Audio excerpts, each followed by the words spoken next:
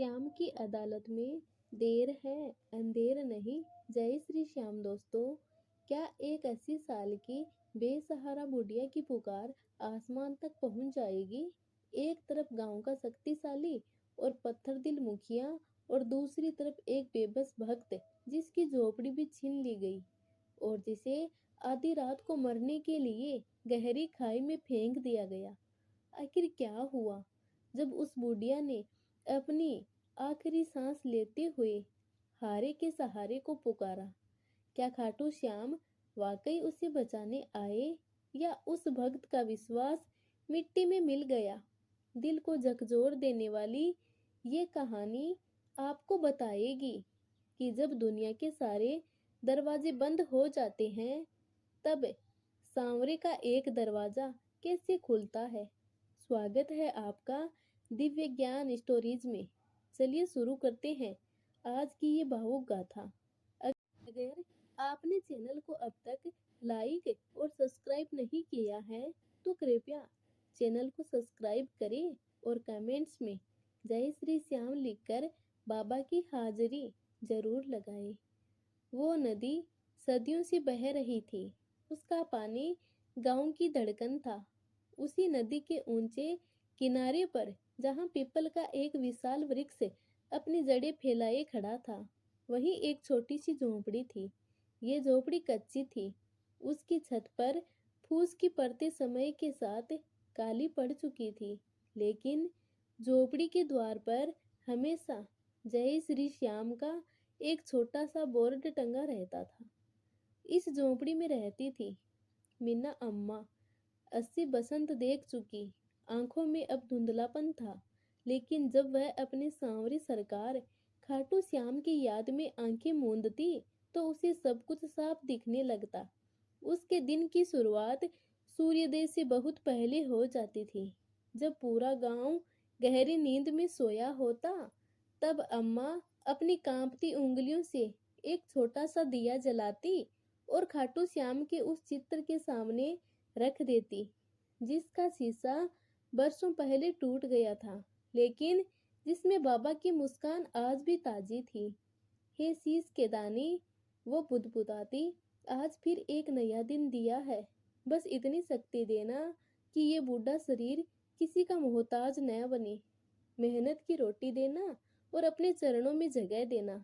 अम्मा का कोई अपना नहीं था। जिसे समाज अकेली कहता था, अम्मा उसे श्याम की लाडली कहती थी। उसका गुजारा बड़ा कठिन था। वह गांव के लकड़हारे बनवारी के पास जाती, वहां से सूखी लकड़ियों का बोझ उठाती और फिर उसे गांव की गलियों में घर घर जाकर बेचती। एक ठंडी सुबह अम्मा अपनी फटी हुई साल लपेटे बनवारी के पास पहुंची। बनवारी लकड़ियां फाड़ रहा था। कुल्हाड़ी की आवाज सन्नाटे को चीर रही थी।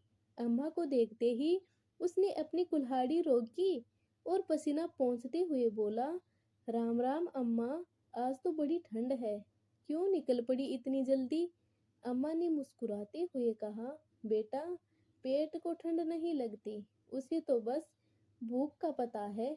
और फिर मेरा श्याम जगा दे तो मैं कैसे सोई रहूं? ला बेटा, आज एक बड़ा गट्ठर दे, कल गांव में कुछ मेहमान आने वाले हैं, लकड़ियों की मांग रहेगी। बनवारी ने एक भारी गट्ठर तैयार किया।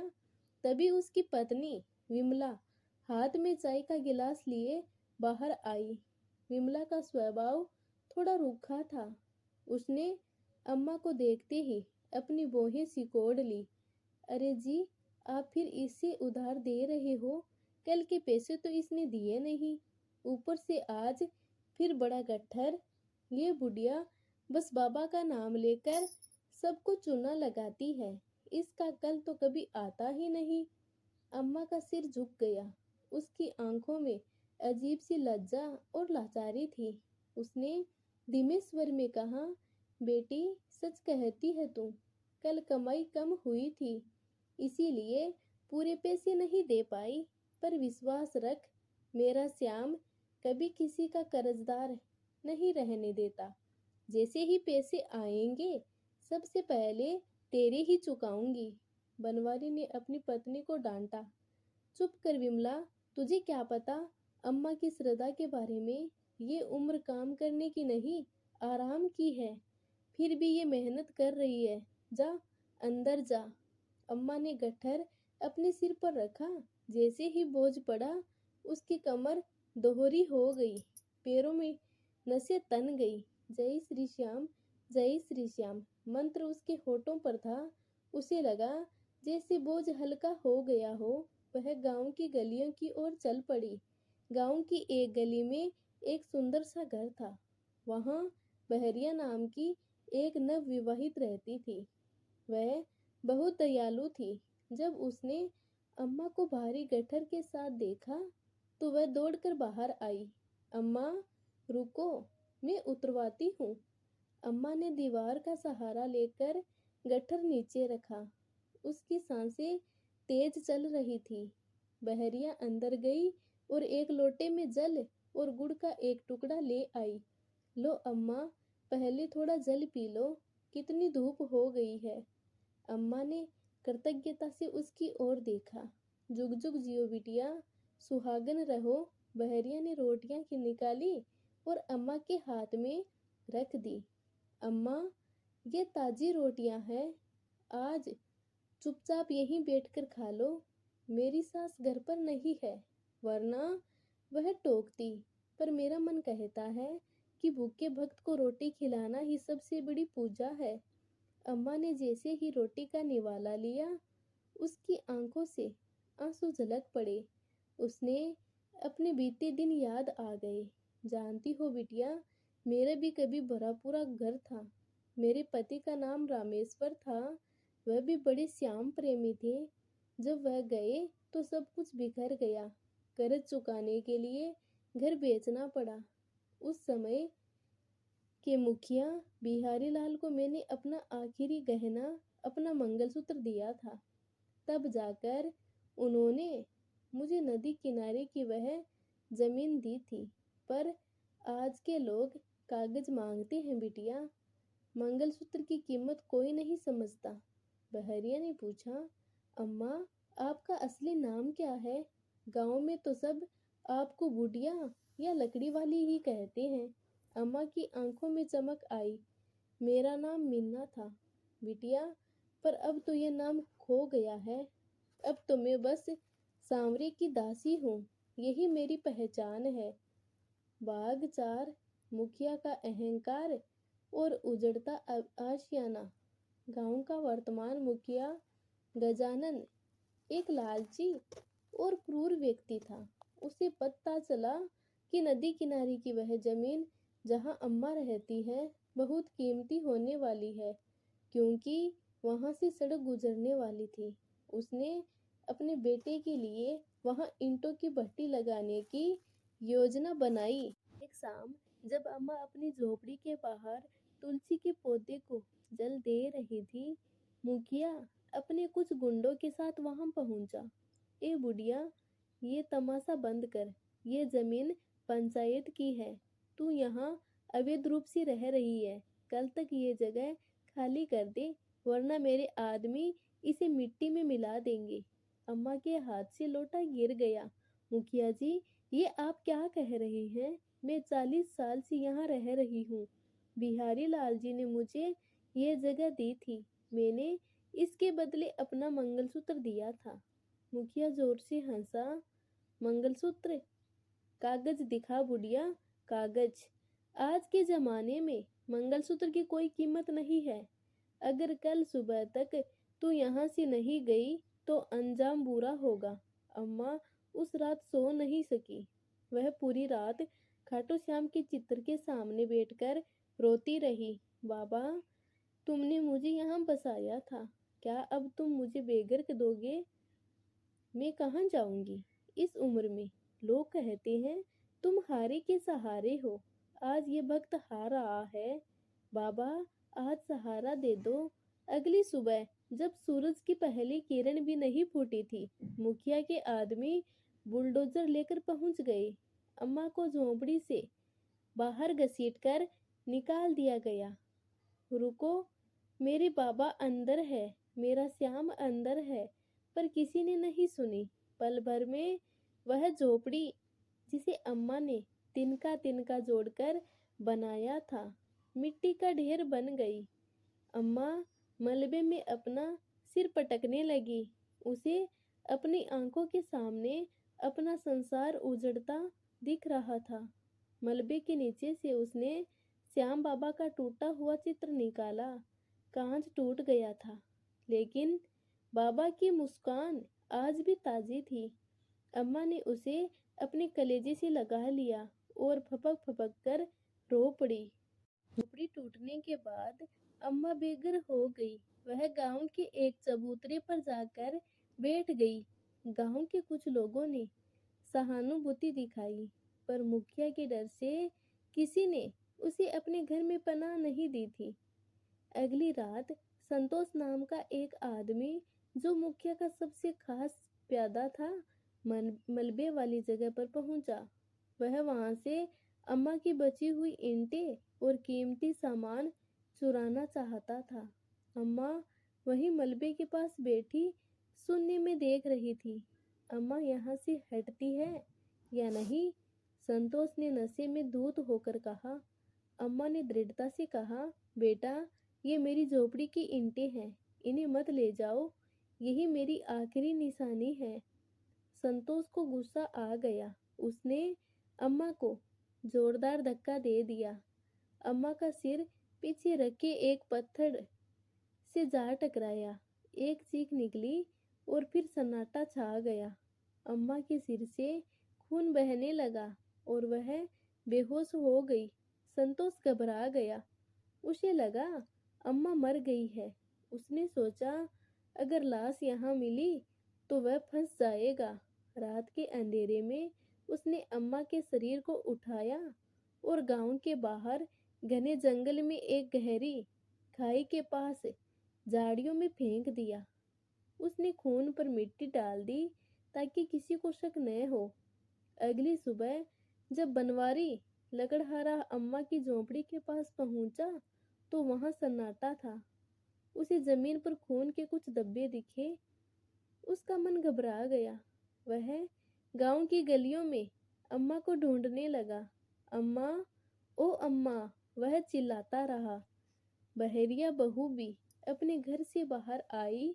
क्या हुआ बनवारी भाई, अम्मा कहाँ है? बनवारी ने डरते हुए कहा, अम्मा गायब है और उनकी झोपड़ी के पास खून पड़ा है। मुझे लगता है मुखिया ने कुछ बुरा किया है। धीरे धीरे पूरा गांव इकट्ठा हो गया। गांव के लोगों ने जो डर था वह अब गुस्से में बदल चुका था। लकड़हारे की पत्नी विमला, जो हमेशा अम्मा को ताने देती थी, आज सबसे ज्यादा रो रही थी। हाय, मैंने उस बेचारी को कितना सताया। सांवरे, उसे बचा लेना। गांव वाले लाठियां और मसाले लेकर मुखिया के घर पहुंचे। मुखिया, बाहर आ, अम्मा कहाँ है? मुखिया थर-थर कांपने लगा। उसने संतोष को बुलाया। संतोष का चेहरा सफेद पड़ गया। गांव वालों का दबाव बढ़ा तो संतोष टूट गया। रोते हुए बोला, मैंने उन्हें मार दिया। वो जंगल की खाई में पड़ी है। ये सुनते ही पूरा गांव जंगल की ओर दौड़ा। बनवारी सबसे आगे था। झाड़ियों को चीरते हुए वे खाई के पास पहुंचे। वहां झाड़ियों के बीच अम्मा निढाल पड़ी थी। उनका शरीर ठंडा पड़ रहा था, लेकिन उनके हाथ अब भी बाबा श्याम के टूटे हुए चित्र को कसकर पकड़े हुए थे। बनवारी ने उन्हें गोद में उठा लिया। अम्मा, आंखें खोलो अम्मा। अम्मा ने धीरे से आंखें खोली। उसके होंठ हिले।